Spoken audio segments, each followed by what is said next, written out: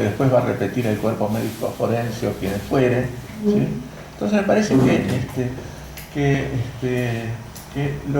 poco lo que falta es esto, es confiar en la palabra de ese niño o de esa niña que en el medio del dolor estalló y pudo contar, y si no lo pudo contar, estalló en síntomas de cualquier manera, pero cuando uno ya tiene una sospecha bastante avanzada, ¿sí?, se puede ir directamente a la denuncia. Y es cierto esto que decía recién la colega, porque en realidad todo el proceso, hasta que se llega a la imputación, está viciado de revictimizaciones, aún en situaciones en las que se la trata de evitar, pero el recorrido, una vez que el niño entra en esa maquinaria judicial, es bastante terrible, ¿no? De cualquier manera,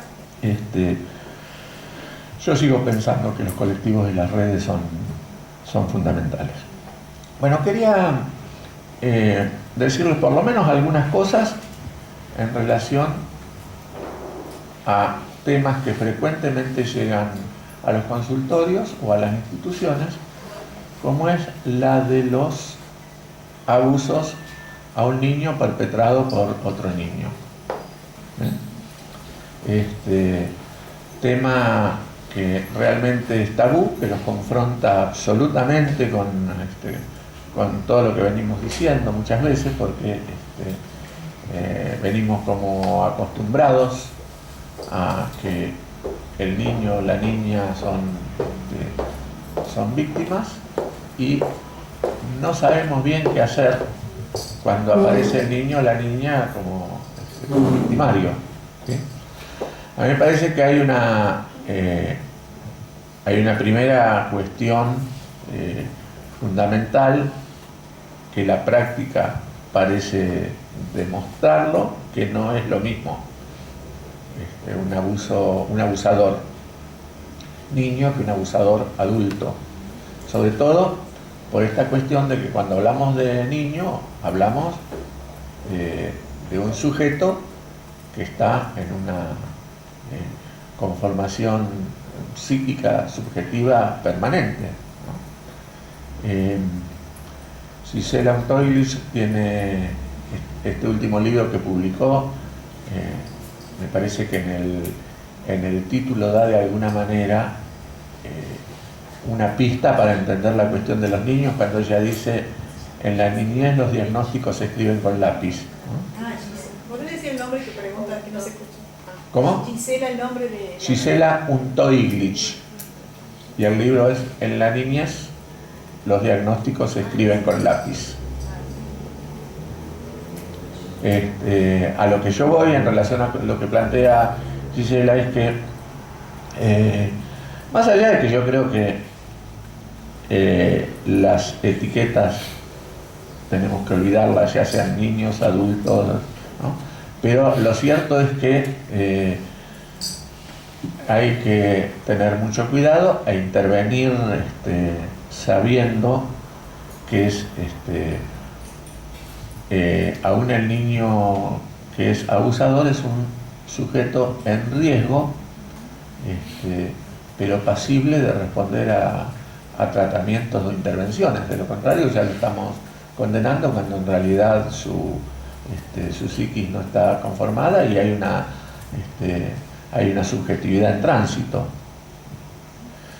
Nosotros solemos decir, porque la experiencia sí parece mostrarlo, que a diferencia de lo que pasa con los adultos, un niño que abusa de otro niño está poniendo el juego en práctica, en repetición, mostrando un abuso que probablemente esté sufriendo en ese momento o haya sufrido en algún momento, ¿no? Por esta cuestión de, digamos, se lo suele, hoy que hay un poco más de conciencia en relación al abuso sexual infantil, se lo suele tomar bastante prontamente cuando aparece un niño con conductas hipersexualizadas. Sobre todo esto se ve mucho en las instituciones, en escuelas o en instituciones de alojamiento que dicen que no existen pero siguen existiendo. Cuando uno interviene ahí, evita que ese sujeto haga el movimiento hacia hostigar a otro niño o a otra niña, ¿sí? Pero, digamos, cuando no ha existido esa intervención, generalmente sí ocurre que se produce el corrimiento hacia poner en activo esta situación que está sufriendo en pasivo, ¿sí? Que esto después, cuando se traslada a los adultos, es utilizado muchísimas veces para tratar de justificar a los abusadores. Esto hemos hablado largamente las 2 veces anteriores, ¿no? O sea, que solo lo nombro. Esto es lo que yo llamo el mito del abusador abusado, porque en realidad no es lo mismo un niño que está poniendo en juego una situación que está sufriendo en ese momento que un adulto que está poniendo en juego una actitud psicopática que tiene que ver con el sometimiento del otro, que tiene clara conciencia de lo que está haciendo, ¿sí? Y que además tiene todas las posibilidades de evitarlo y no lo hace. El niño no tiene las mismas posibilidades de frenar esta impulsión, esta cosa compulsiva que lo lleva a usarlo. Igual estamos hablando de, hay diferentes tipos de niños, es decir, no es lo mismo un abuso de un niño, por decir cualquier edad, de 8, 9, 10 años con un niño más chico, que cuando se trata de un adolescente o de un preadolescente. Ahí ya tenemos que estar mucho más atentos, pero la intervención siempre es necesaria, y la intervención terapéutica es fundamental porque se puede desandar. Estamos hablando de una subjetividad que es necesario trabajarla y ver cómo se conformó, qué pasa con la familia, cuáles son los juegos en esa familia. Es decir, hay que hacer una intervención no judicial. Las intervenciones con niños en general no se aconseja. Algunos padres igual hacen la denuncia, pero en general no es aconsejable una intervención judicial, porque lo único que trae como consecuencia es que probablemente el segundo niño sea judicializado, pero con una judicialización que lo puede llevar a que lo expulsen de la escuela donde está, que lo cambien a otro ámbito, que lo saquen del hogar y lo institucionalicen si llegan a ver o suponer que las condiciones en las que está viviendo no son las adecuadas, ¿no? Por eso es importante la intervención de equipos terapéuticos. Obviamente no hay que ni siquiera ni pensar en la posibilidad de trabajar en el mismo ámbito, como sé que se ha hecho en algún momento, trabajar en el mismo ámbito al niño que sufrió el abuso y al niño que lo perpetró, ¿no? Porque en realidad lo primero que hay que hacer es cortar ese vínculo y trabajar fundamentalmente con ambos. Pero la cuestión es absolutamente diferente, porque ni siquiera hay una conciencia clara de abuso en ese tipo de situaciones por parte del niño que lo perpetra, ¿no? Las intervenciones institucionales son fundamentales, sobre todo si esto ocurre en las escuelas. Pasa que el resto de los niños suelen estar enterados de este tipo de situaciones, por lo tanto hay que hacer, además de la intervención individual con cada uno de los niños, hay que ver de qué manera se interviene colectivamente, ¿sí? Y esto vamos a relacionarlo un momento con otra cuestión que se da sobre todo en las instituciones, pero que llega colateralmente a nuestros consultorios, que es la cuestión del acoso escolar o bullying. Entonces ustedes saben que en realidad bullying y acoso escolar podrían llegar a ser sinónimos. entre otras cosas, se lo ha descartado primero por la connotación sexual que tenía previamente a la aparición pública del bullying. Entonces podría llegar a generar confusiones que son absolutamente evitables. Yo los uso en general indistintamente, un tema, uno u otro. Pero como terapeutas necesitamos, como terapeutas o quienes trabajan en la escuela, necesitamos tener clarísimo de qué hablamos cuando hablamos de bullying, para no meter en la misma bolsa otras situaciones de violencia en la escuela o violencia entre escolares, porque del buen diagnóstico depende que las intervenciones sean adecuadas, ¿sí? El bullying tiene en principio tres componentes, que son el hostigador, el público, y el niño o la niña que son hostigados, ¿sí?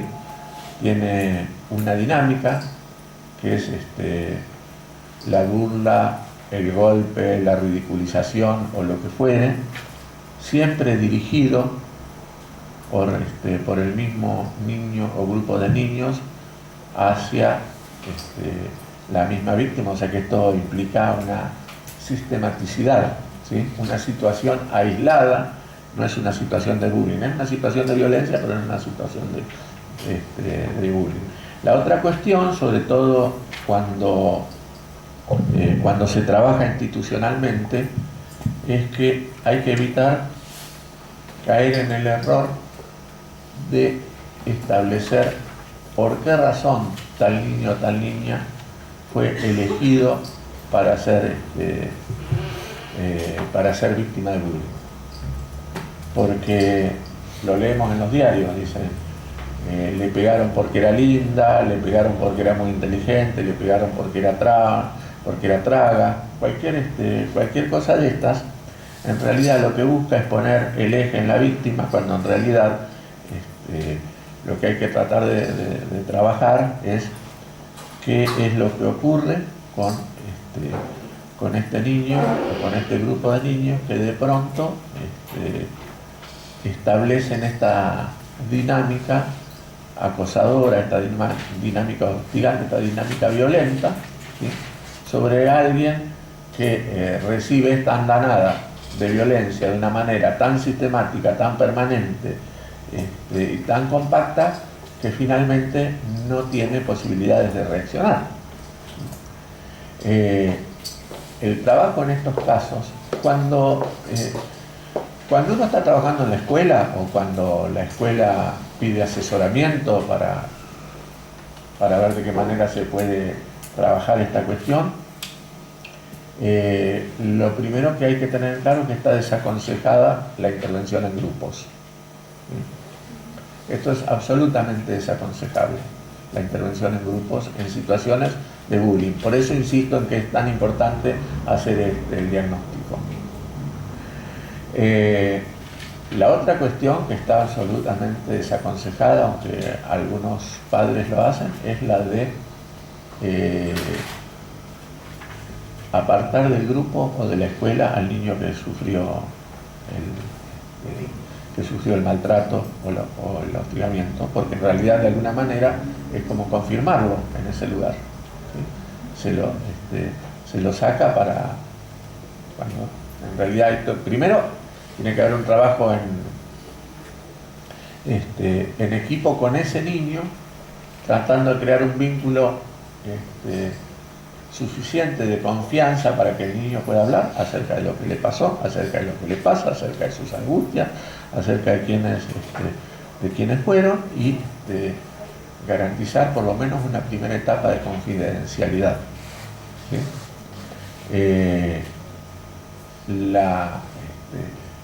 La segunda cuestión es trabajar con el niño autor de los hostigamientos, no solo para ver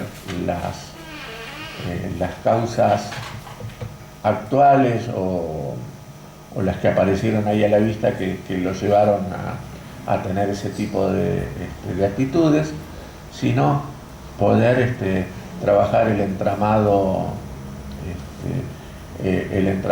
familiar, el entramado de todo su entorno, ¿sí?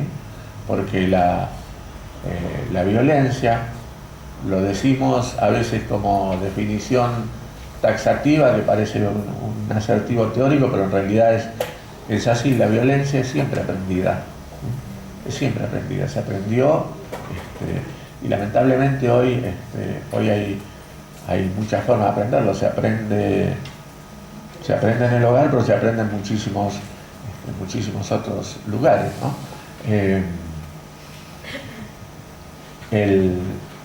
El domingo veíamos las publicaciones del diario Clarín. Tenía un recuadro que decía: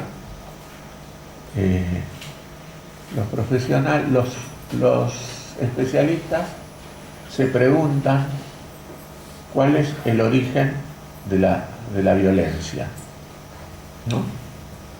Arriba había una foto, pero como una noticia que no tenía nada que ver con esa. Son las distintas noticias que pone Clarín en los portales, en la tapa de los portales.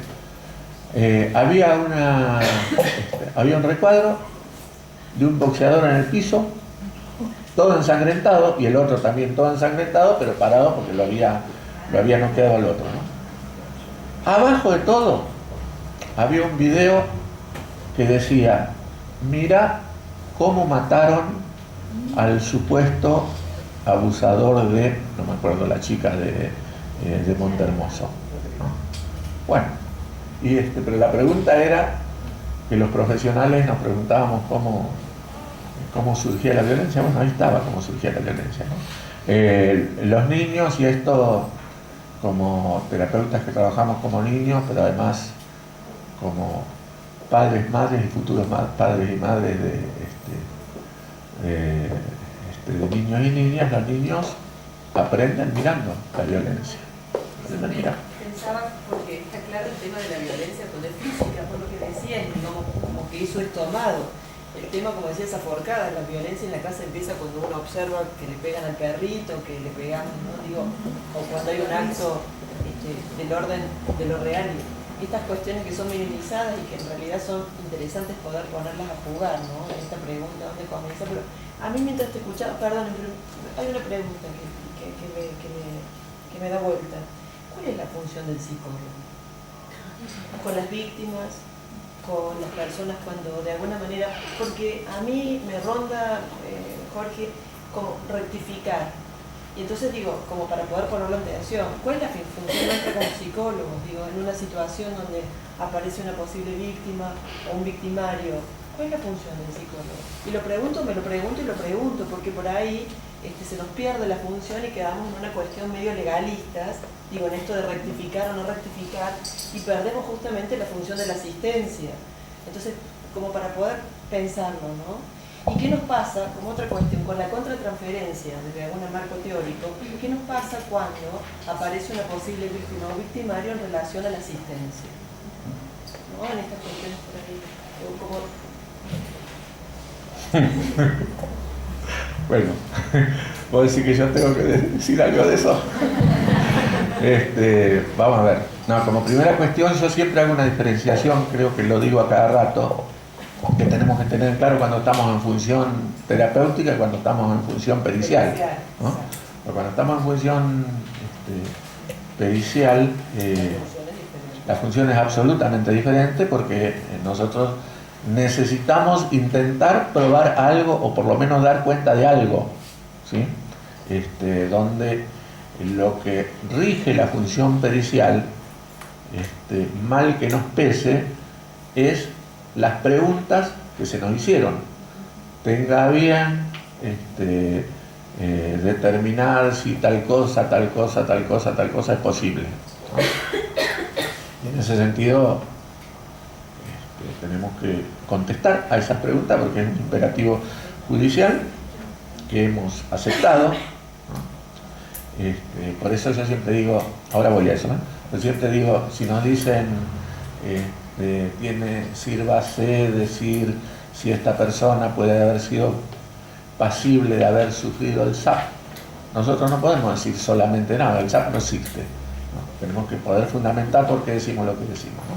Bueno, esta función judicial, lo que pasa es que lo judicial tiene una atracción impresionante, ¿sí?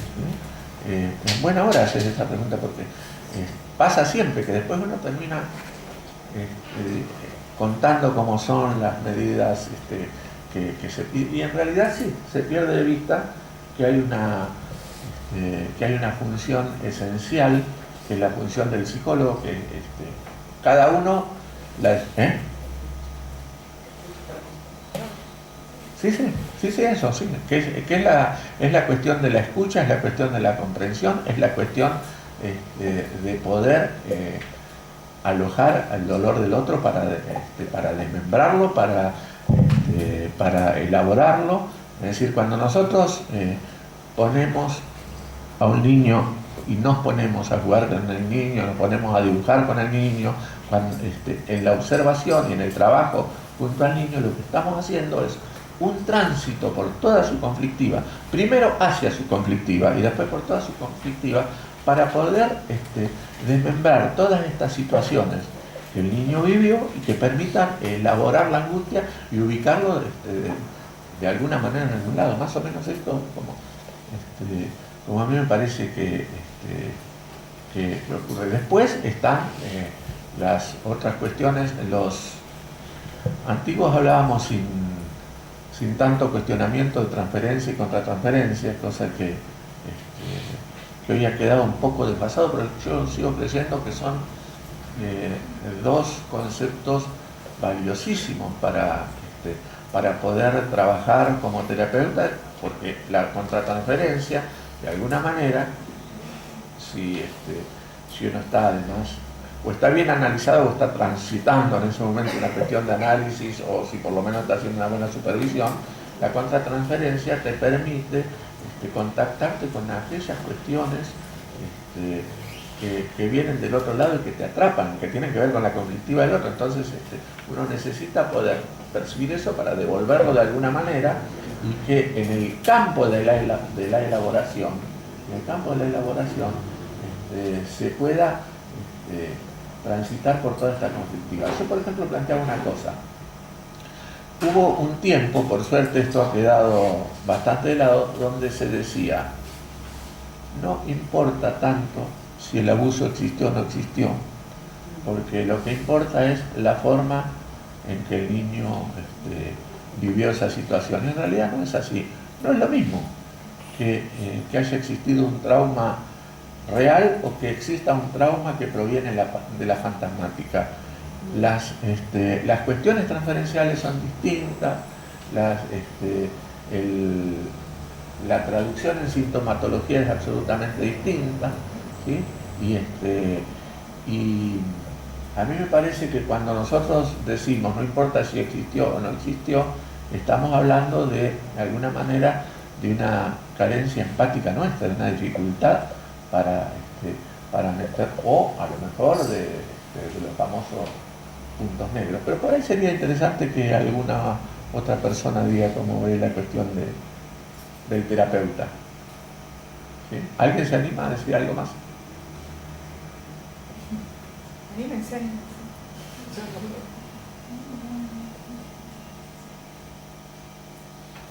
¿Sobre el rol del psicólogo estás diciendo?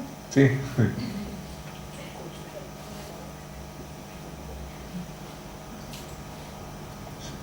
Yo no sobre el rol del psicólogo, que no es lo mismo, pero sí me pregunto muchas veces algo que vos dijiste: ¿por qué más allá de la cuestión histórica, ¿no? Pero por qué en la intervención profesional se le da tanto poder y tanta escucha al juez y a la ley, y por ahí no se habla desde el poder del propio saber en temas tan complejos como esto, ¿no?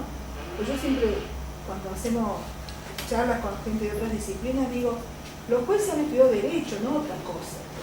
Entonces, y me parece que en eso uno cree que el marco de la ley cuando habla de la corresponsabilidad de cada uno en garantizar los derechos de los chicos, da un marco distinto al viejo marco del patronato del menor, donde hay que empoderarse y decirle, como decía recién la compañera del Centro Infanto Juvenil, señor juez, podemos hacer esto, le ofrecemos tal cosa, venimos trabajando de esta manera. Si uno como equipo viene trabajando con ese niño, con esa familia, explicarle al juez con fundamento por qué consideran que lo más adecuado para el niño, protegiendo sus derechos como sujeto y demás, de su integridad física, todo lo que dice la ley, proponemos este tipo de intervención y no quedarse solo con lo que el juez ordena o con lo que le dice el psicólogo de su área técnica, ¿no? de la justicia. Hay una cuestión en la que me parece que hay que hacer eje, que tiene que ver con esto de la tarea del psicólogo, con la función del psicólogo. Yo no sé si ustedes se acuerdan que Freud decía que si le damos un microscopio, él lo decía por su experiencia como neurólogo, ¿no? Si le damos un microscopio a alguien y le decimos que mire, no va a haber nada, no va a haber absolutamente nada, porque no atravesó el proceso donde tiene que aprender aquello que tiene que mirar, que es lo que nosotros llamamos el marco teórico. Exacto. Entonces, previo a cualquier cosa está la cuestión de la formación. Esto es fundamental. Y después la cuestión de la escucha. Pero la cuestión de la escucha tiene que estar acompañada con la convicción de que el marco teórico con el que nosotros trabajamos es sólido, ¿no? Porque yo me acuerdo, ¿te acordás, Ale, cuando Blecher decía, yo pasé años curando sin saber por qué curaba? Decía, yo veía que los pacientes venían y Blecher, que es un señor, ¿no? Un señor analista me refiero, ¿no? Decía, yo veía que los pacientes venían, mejoraban, estaban bastante bien, se iban, y un día él dijo, no, pero esto no puede ser así, acá algo estaba ocurriendo. Ahí fue donde empezó a teorizar más profundamente y empezó a descubrir también que el empezar a entender lo que está, empezar a escuchar de otra manera, empezar a entender, tener algún tipo de supuesto saber, decimos ahora, sobre lo que está ocurriendo ahí, permite otro tipo de intervenciones que son bastante curativas. El otro día hablábamos con Rodolfo y con Marisa Punta, una cosa que son... Rodolfo está en noviembre, hacemos una propaganda. Vale la pena, realmente vale, Rodolfo. Si hay alguien que vale la pena, Ricardo Rodolfo, yo le aconsejo que estén acá. Bueno, una de las cosas que... Porque se venía hablando del DSM-4, ¿no?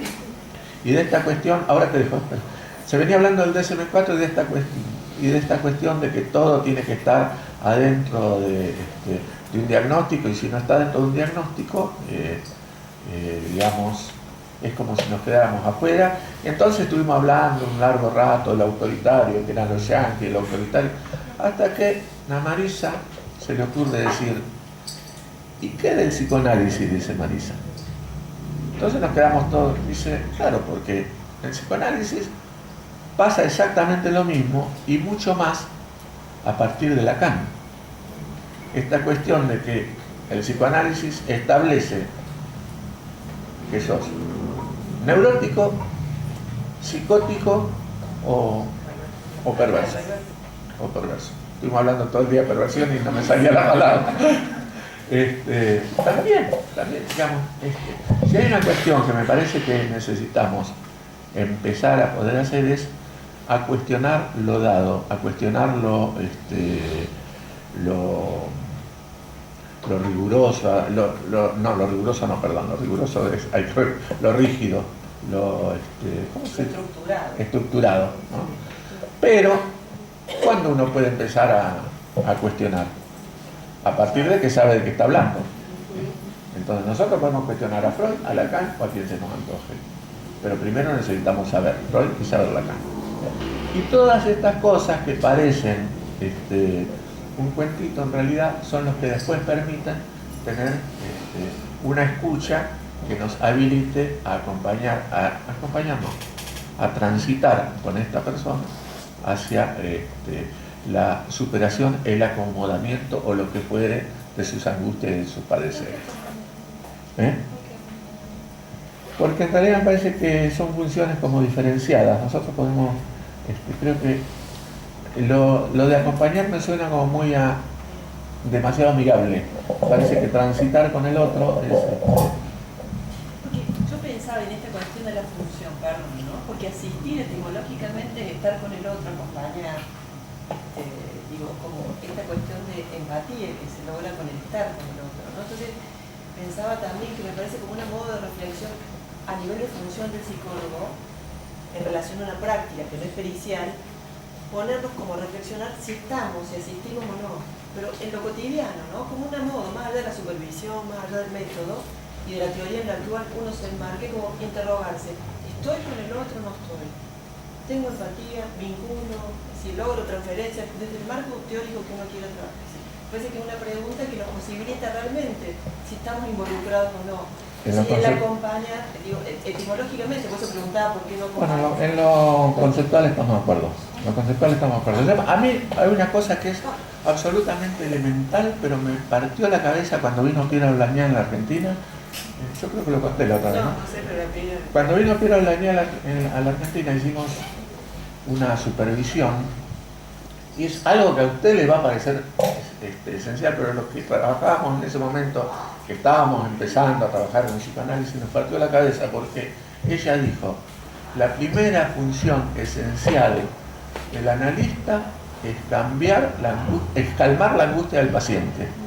Y a nosotros nos partió la cabeza porque veníamos con esas teorizaciones que se usaron durante unos años de que nosotros no estábamos para atender la angustia del paciente, que lo que nosotros teníamos que atender era el significante, el significado y hacer interpretaciones pertinentes, etcétera, etcétera. Y ella con esa simpleza dijo: la tarea esencial es calmar la angustia del paciente. Después viene todo lo demás. Y claro, y nosotros, me parece que hubo una época, yo no me incluyo, pero igual lo vamos a usar nosotros.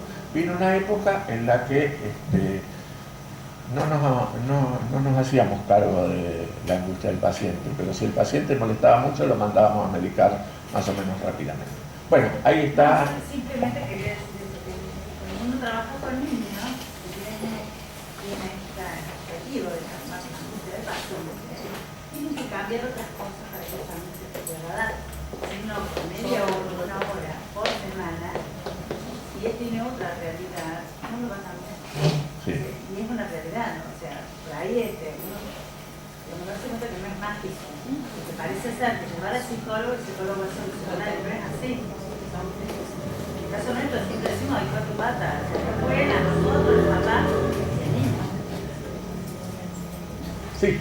Fiorini, por ejemplo, habla de relación a la Fiorini, Héctor Fiorini, en relación a la función del psicólogo, del terapeuta en este caso, de que su función es comprender al paciente en lo que expresa, pero comprenderlo desde su perspectiva.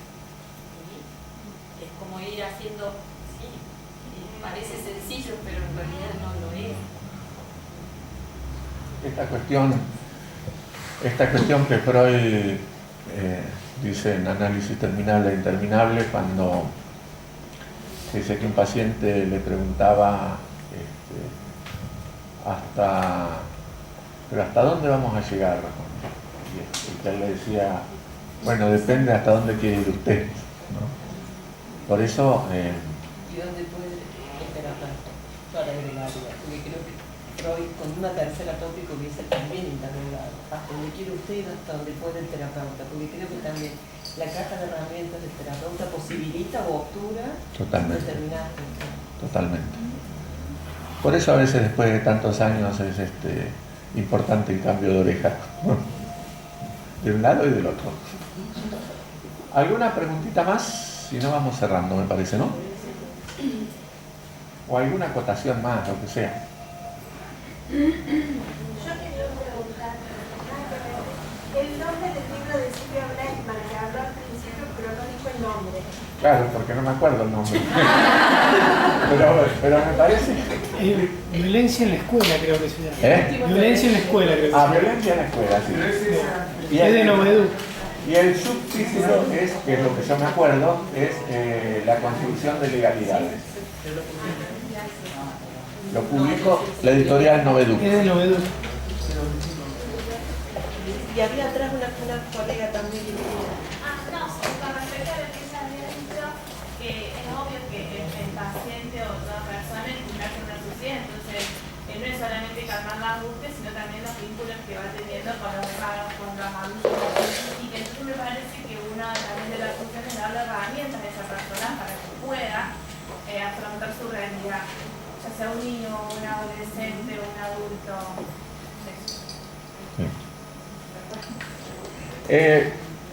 Les dije por la mitad una cosa que quiero terminar de decirlo, aunque sea las nombres, para ustedes sigan investigando por su cuenta, que es, porque yo le estaba diciendo el tipo de intervención en relación al bullying, que había hablado de cómo intervenir y que también se aconseja que con los espectadores, que además ocupan ese lugar difuso de víctima y victimario de un bullying, también el trabajo tiene que ser individual. Los trabajos grupales en relación al bullying son los trabajos de prevención, que se hacen trabajo de prevención tanto con niños como con padres.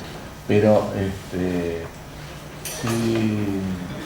si se les ocurre trabajar cuando está existiendo un caso de bullying en la escuela, trabajar en ese momento, por ejemplo, con una reunión de padres, lo más probable es que eso termine en un linchamiento. Entonces es lo más desaconsejador. Después se ve, de acuerdo a las características de cada escuela, cómo se sigue el trabajo, pero la primera cuestión tiene que ser de trabajo individual, más allá de lo que uno trabaje con los equipos, etc. ¿Algo más? No, yo más que nada para agregar algo más en cuanto a espacio de discusión y de formación también, que es el espacio del Foro de Infancia Córdoba, que es un espacio interdisciplinario compuesto tanto por personas que pertenecen a instituciones como a profesionales que nos preocupa toda esta temática, y que todas estas cosas también, por lo que vos tenés, Jorge, forma parte también de nuestras discusiones, de nuestro espacio de formación, y que bueno, es un espacio dinámico y de continua apertura que quieran sumarse. El próximo encuentro es el viernes que viene a las 7 de la tarde acá en el Colegio de Psicólogos, así que bueno, están abiertos y nos es a los que estamos importantísimo que puedan sumarse más si están en instituciones con problemática, porque este año tenemos decidido hacer algunos talleres, principalmente en escuelas. Si bien el foro comienza focalizándose en la medicalización y patologización de la infancia, en nuestro caso se ha diversificado en muchas temáticas, entonces lo queremos seguir alimentando y queremos generar producciones, generar no solamente conciencia, sino también empoderarnos como profesionales de elementos teóricos que nos permitan poner en palabras nuestras prácticas y a poderes concretos, nos podemos decir de frente, tener herramientas con las cuales poder decir, acá estamos y tenemos esto para decir, así que están todas.